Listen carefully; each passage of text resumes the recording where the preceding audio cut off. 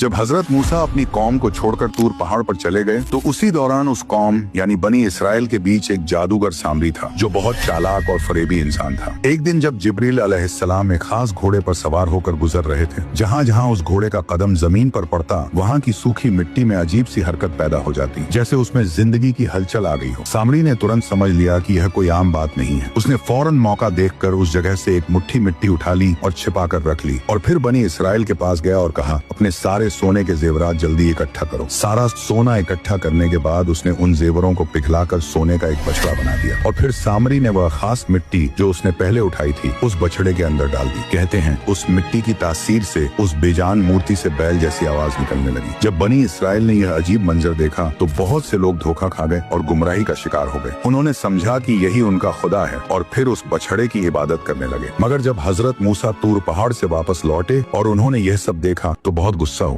उन्होंने सामरी से पूछा, तूने इस कौम के साथ क्या किया? तब सामरी ने कहा, मैंने रसूल के निशान से एक मुट्ठी मिट्टी उठा ली थी और बस हजरत मूसा ने सामरी को ऐसी सजा दी जो वह कभी भूल न सका। मूसा ने कहा, तेरी सजा ये है कि तू सारी जिंदगी लोगों से कहता फिरेगा, मुझे हाथ मत लगाना। और इस तरह वह जादूगर सामरी हमेशा के लिए तन्हा और रुसवा कर दिया गया। जो लोग दूसरों को गुमराह करते हैं उनका अंजाम आखिरकार तन्हाई, जिल्लत, मुफलिसी और रुसवाई ही होता है। अगर आप भी किसी को गुमराही और रुसवाई से बचाना चाहते हैं तो इस वीडियो को जरूर शेयर करें।